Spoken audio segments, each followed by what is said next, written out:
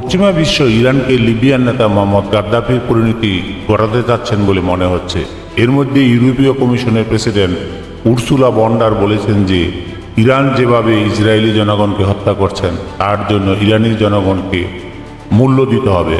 অন্যদিকে তিনি আরও বলেছেন যে ইরান যেসব ড্রোন ক্ষেপণাস্ত্র দিয়ে ইসরায়েলে আক্রমণ চালাচ্ছে সেই সব ড্রোন বা ক্ষেপণাস্ত্র ইউক্রেনও ব্যবহার করা হচ্ছে, যা একেবারেই বন্ধ করতে হবে।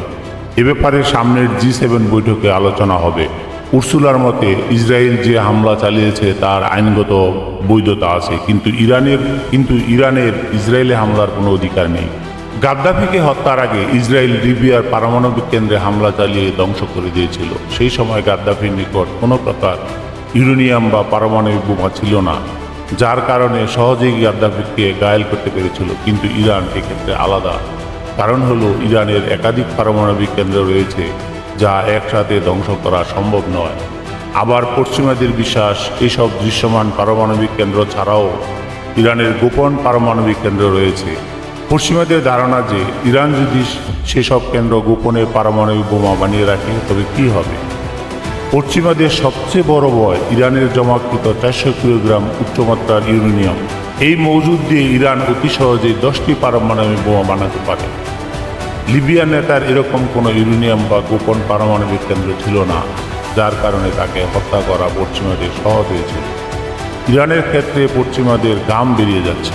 এরই মধ্যে ইরান ঘোষণা করেছে যে ইসরায়েলের ব্যাপক বোমা বর্ষণের ফলেও ইরানের পারমাণবিক কেন্দ্রগুলো অক্ষত আছে এবং শান্তিপূর্ণ কার্যক্রম অব্যাহত আছে। অন্যদিকে পশ্চিমা বিশ্ব ইরানের কথা বিশ্বাস করছে না। পশ্চিমা বিশ্ব মনে করছে যে ইরানের পারমাণবিক কেন্দ্রগুলো একেবারেই ধ্বংস হয়ে গেছে। বড় ভয় হলো ইরানের উচ্চমাত্রা 400 কিলোগ্রাম ইউরেনিয়াম কোথায়। ইরানের পারমাণবিক কেন্দ্র ধ্বংস হওয়ার পর এই ইউরেনিয়াম ইরান কোথায় রেখেছে? নানা প্রশ্ন ঘুরপাক খাচ্ছে। যদি উক্ত ইউরেনিয়াম ইরান তার গোপন পারমাণবিক কেন্দ্রে রেখে থাকে তবে তা বের করে আনা IAEA এর পক্ষে কোনো প্রকারই সম্ভব নয়। ইরানের গোপন আস্তানায় যে কোনো সময় পারমাণবিক বোমা বানিয়ে ফেলতে পারে, তাতে কারও কোনো কিছু করার থাকবে না। অন্যদিকে পারমাণবিক কেন্দ্র ধ্বংস করার কারণে 400 কেজি ইউরেনিয়ামের হিসাব দিতে ইরান বাধ্য নয়। পশ্চিমাদের বড় ভয় এখানেই। ইসরায়েল কর্তৃক ইরানে আক্রমণের ফলে পশ্চিমাদের ইরান ভীতি মোটেই কমেনি, বরং বেড়েছে।